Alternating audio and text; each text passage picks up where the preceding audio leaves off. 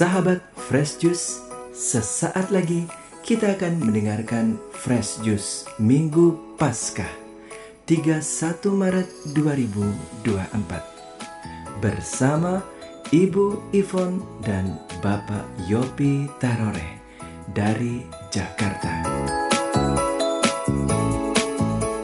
Sebelum kita mendengarkan renungan hari ini, kami menginformasikan Fresh Juice akan mengadakan kembali siarah Holy Land bersama Fresh Juice angkatan kedua bekerja sama dengan Holy Global Tour sekaligus anniversary Fresh Juice yang ke-12 pada tanggal 9 sampai 20 November 2024 bersama Romo John Laba SDB.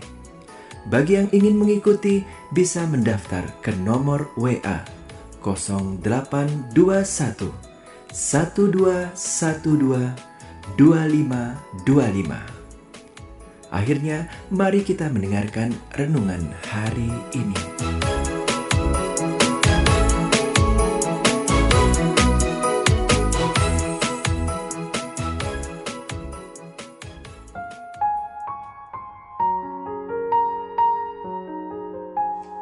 Shalom, shalom, sahabat-sahabat pencinta Fresh Juice dimanapun Anda berada. Ya, sangat bersyukur kita hari ini bisa berjumpa di hari yang sangat indah, sangat mulia ini, Pesta Paskah. Sebelumnya, mari kita berdoa dulu. Dalam nama Bapa dan Putra dan Roh Kudus. Amin. Bapa di surga, terima kasih kami boleh berkumpul di sini walaupun lewat video ini kami boleh menikmati betapa besar kasih-Mu pada kami. Oleh karena itu lewat renungan singkat ini Engkau siapkan hati kami untuk boleh menikmati Pesta Paskah ini, pesta kemenangan yang dibawa oleh Tuhan kami Yesus Kristus untuk memenangkan kami. Terima kasih Tuhan. Berbicaralah lewat sabdamu ini. Amin. Yohanes 20 ayat 1 sampai 9. Kebangkitan Yesus. Pada hari pertama minggu itu, pagi-pagi benar ketika hari masih gelap, pergilah Maria Magdalena ke kubur itu dan ia melihat bahwa batu telah diambil dari kubur. Ia berlari-lari mendapatkan Simon Petrus dan murid yang lain yang dikasihi Yesus dan berkata kepada mereka, "Tuhan telah diambil orang dari kuburnya dan kami tidak tahu di mana ia diletakkan." Maka berangkatlah Petrus dan murid yang lain itu ke kubur. Keduanya berlari bersama-sama, tetapi murid yang lain itu berlari lebih cepat daripada Petrus sehingga lebih dahulu sampai di kubur. Ia menjenguk ke dalam dan melihat kain kapan terletak di tanah. Akan tetapi ia tidak masuk ke dalam. Maka datanglah Simon Petrus juga menyusul dia dan masuk ke dalam kubur itu. Ia melihat kain kapan terletak di tanah, sedang kain peluh yang tadinya ada di kepala Yesus tidak terlihat dekat kain kapan itu, tetapi agak di samping dan di tempat yang lain dan sudah tergulung. Maka masuklah juga murid yang lain yang lebih dahulu sampai di kubur itu, dan ia melihatnya dan percaya. Sebab selama itu mereka belum mengerti isi kitab suci yang mengatakan bahwa ia harus bangkit dari antara orang mati. Demikianlah firman Tuhan. Terpujilah Kristus. Sahabat-sahabat yang dikasihi Tuhan Yesus Kristus, saya bisa berketawa, saya bisa bersyukur, bergembira karena Yesus sudah bangkit. Bagaimana Yesus bangkit dari kubur, dan kubur itu adalah saya juga demikian. Zaman dulu makam orang Yahudi itu dalam gua, ya mirip-mirip orang Toraja dalam gua, dan ada 2 ruangannya dia. Ya, jadi betapa seramnya kalau kita masuk ke kuburan sendirian, misalnya sendirian, apalagi ditutup dengan batu. Wah, menyeramkan. Jadi makam zaman dulu itu memang cukup seram, ya. Anda juga kalau ke Toraja sekarang, kalau tidak berombongan, belum tentu Anda berani masuk untuk sendirian. masuk ke makam-makam Toraja itu. Nah sekarang bagaimana Tuhan Yesus berbicara lewat sabdanya ini, di mana dia bangkit. Dia bangkit dari kubur. Dia bangkit dari kubur, meninggalkan tadi. Dikatakan kain kafan sudah tergulung, sudah lepas. Untuk saya meresapi bagian ini. Kain kafan itu pengikat jenazah. Pengikat jenazah kan. Digulung, diikat atas bawah. Anda bilang seperti pocong itu. Nah itulah cara pemakaman Yahudi juga. Yesus tinggalkan semua ikatan-ikatan itu dalam kubur. Batu digulingkan. Rolling stone. Batu digulingkan oleh malaikat, oleh kuasa Allah tentunya. Digulingkan. Setelah digulingkan, Yesus bangkit. Nah itu kisahnya. Dalam kebangkitan Yesus itu, saya mengartikan pada saya, kegelapan dosa saya, kegelapan kelemahan-kelemahan saya ada di dalam kubur itu. Dan Yesus yang bangkit meninggalkan dan melepaskan saya dari semua itu. Apa itu untuk saya? Zaman dulu saya karena tidak mengenal Allah, firman Tuhan berkata, umatku binasa karena tidak mengenal Allah. Saya ke perdukunan untuk menolong teman. Baik kan? Maksudnya sih baik, mau menolong teman. Tapi ternyata bodoh. Yaitu apa? Tidak mengenal Allah. Umat binasa karena tidak mengenal Allah. Saya bawa ke perdukunan. Teman yang kena santet dibawa ke perdukunan. Bukannya dibawa untuk didoakan dan diusir setannya pergi, dia akan normal. Tapi justru dibawa ke perdukunan. Karena pikirku, kalau dukun-dukun harus lawan dengan dukun dong. Jadi akhirnya 10 dukun lebih, saya ikut-ikutan jadi orang yang ke perdukunan. Akhirnya saya bisa meramal dan sebagainya. Ikatan-ikatan perdukunan itu banyak juga. Pantang ini, pantang itu. Siapkan ayam putih, tapi tetap aja telurnya putih juga. Ya, ayam putih, siapkan yang lain-lain, syaratnya banyak juga. Untuk apa sebenarnya? Tolong teman. Untuk apa? Akhirnya menolong saya juga. Jaga-jaga diri.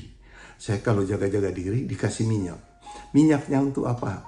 Gosok di dahi ini supaya terlindung dari segala macam. Dan kalau kita berbicara ada lebih berani lagi. Mungkin terlalu digosok banyak minyak sampai rambut saya terlambat tumbuh sekarang. Nah itu tipu daya iblis begitu banyak ya. Nah saya lepas dari perdukunan, saya datang pada Kristus. Karena ditolong oleh ajaran-ajaran gereja, oleh pengajaran dari para pastor, pengajaran dari para pewarta senior, bahwa tinggalkan perdukunan. Ulangan 18 ayat 10 sampai 12 berkata, kekejian di mata Tuhan. Rupanya tidak boleh itu. Ya, ramal pun nggak boleh sebenarnya. Ramal pun nggak boleh. Tapi banyak orang anggap ini ringan-ringan saja. Kalau saya diramal dari lahir sampai mati. Semua saya tinggalkan itu, dan ternyata itu kita bisa putuskan, bisa tinggalkan dalam nama Yesus. Kenapa bisa terjadi? Karena kita terlalu percaya pada itu. Kalau kita percaya pada yang negatif akan terjadi, kita akan negatif. Jadi jangan sampai percaya itu, kita pegang Tuhan Yesus. Nah Tuhan Yesus angkat kita. Dia bangkitkan kita dari kelemahan-kelemahan dosa, dari ikatan-ikatan. Saya seorang wira swasta. Sejak muda saya wira swasta. Kemudian suatu saat saya bangkrut. Bangkrut bukan bangkrut sembarang, sampai rumah dijual. Kalau rumah dijual, seorang wira swasta, rumah dijual, itu bangkrut, bukan bangkrut lagi, sudah habis beneran. Ya, saya tidak mau tinggalkan hutang, jadi harus bereskan semua kebangkrutan itu. Dan itu juga ada penipuan. Penipuan oleh siapa? Oleh teman-teman yang sama-sama juga beriman pada Yesus. Betapa kecewanya, pikiran kita kan kalau orang dekat Yesus kan mestinya baik-baik dong. Hatinya baik dong. Nggak ada pikiran menipu. Ini menipu. Bisa 2 kali menipu. Saya tidak mau cerita terlalu panjang itu. Menipu, pokoknya saya kena 2 kali tipu oleh orang, yaitu orang yang sama-sama Katolik. Untuk itu, saya bilang, mau bagaimana Tuhan? Ampuni, saya mau ampuni. Tapi bagaimana? Kekecewaan itu, kemarahan itu ada terus dalam hati. Nah, kubur saya, yaitu kebencian, kekecewaan, segala macam itu. Keterikatan lain, syukur pada Allah saya tidak ada. Tuhan sangat baik menolong saya, kekuatan saya. Keterikatan seks, keterikatan narkoba dan sebagainya, tidak ada. Tapi Tuhan bebaskan saya dari kemarahan, kebencian kepada orang itu. Kuasa kegelapan, dosa saya dibongkar dari kubur itu. Batu itu digulingkan. Dan terlepaslah saya. Yesus datang untuk selamatkan Anda dan saya. Yesus spesial datang karena sayang pada kita semua. Karena begitu besar kasih Allah akan dunia ini. Sehingga dia mengaruniakan anaknya. Dia utus anaknya supaya kita ini diselamatkan. Dia rela mati untuk kita. Nah, inilah setelah dia bangkit, kita pun mendapat kebangkitan itu.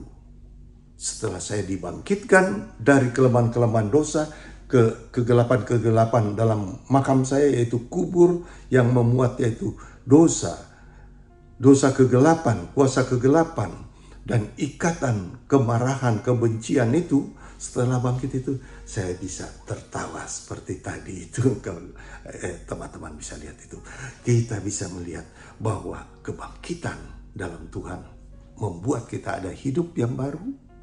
Hidup yang baru untuk berkarya, untuk mengikuti Yesus, berkarya di ladang Tuhan, berkarya untuk kemuliaan Tuhan. Sampai sekarang bersyukur, saya dari tahun 86 bersama istri melayani, belajar melayani, apa yang bisa kami lakukan, dan kami kontrak dengan Tuhan. Apa yang bisa kami lakukan untuk orang sekecil ini, kami mau melakukan untuk Tuhan. Ya, kami kalau ke daerah-daerah, saya baru hari Rabu kemarin ini pulang dari Sumba bersama teman-teman. Rupanya teman-teman bergerak juga untuk baksos, bansos. Ada yang baksos, bakti sosial, ada yang bantuan sosial, stunting daerah Sumba. Itu rupanya juga Tuhan gerakkan. Bukan hanya saya, istri saya, teman-teman banyak. 5 hari untuk baksos, 5 hari bansos. Di sana saya melihat Tuhan dimuliakan. Bahwa ada orang-orang yang memperhatikan orang kecil. Seperti dalam Matius 25 ayat 40. Memperhatikan orang sekecil ini sudah memperhatikan Tuhan. Melayani, mengasihi. Oleh karena itu, saya bersyukur pada Tuhan. Tuhan, Engkau tidak terlambat angkat saya. Engkau tidak terlambat menggulingkan batu yang menutupi makam saya. Yaitu makam dosa, makam yang lain-lain. Engkau tidak terlambat Tuhan. Dan selama masih hidup, melayani Tuhan. Saya kontrak dengan Tuhan, sampai dipanggil Bapa di surga, baru berhenti. Tuhan tahu hati kita semua ya. Mari kita berdoa. Bapa di surga, Engkau sangat mengasihi kami sampai-sampai anak-Mu berkorban. Dikorbankan untuk kami boleh mencapai, menggapai hidup kekal bersama Engkau. Engkau mau mengampuni kami, meninggalkan kubur yang membuat kami najis sebenarnya di hadapan Engkau. Tapi ternyata Engkau sangat mencintai kami. Oleh karena itu Tuhan, tolong Tuhan. Jika masih ada teman-teman yang mendengar siaran ini, ada teman-teman yang masih menyimpan dalam makamnya, menyimpan dalam kuburnya, keterikatan dosa seperti saya, keterikatan yang lain-lain, kebencian, iri, benci dengki dan sebagainya, ikatan narkoba, ikatan seks dan sebagainya. Tolong Tuhan, Engkau tidak pernah tinggalkan, Engkau tidak pernah akan melupakan anak-anak-Mu, termasuk hamba-Mu ini. Oleh karena itu, terima kasih Tuhan, segala pujian hanya bagi-Mu. Kemuliaan kepada Bapa dan Putra dan Roh Kudus, seperti pada permulaan, sekarang, selalu, dan sepanjang segala abad. Amin. Tuhan Yesus berkati kita. Amin. Putra, Roh Kudus. Amin. Selamat Pesta Paskah. Yesus sudah bangkit untuk kita semua. Amin. Sahabat Fresh Juice, kita baru saja mendengarkan Fresh Juice Minggu 31 Maret 2024. Terima kasih kepada Ibu Ivon dan Bapak Yopi Taroreh untuk renungannya pada hari ini. Sampai berjumpa kembali dalam Fresh Juice edisi selanjutnya. Selamat Hari Raya Paskah dan salam Fresh Juice.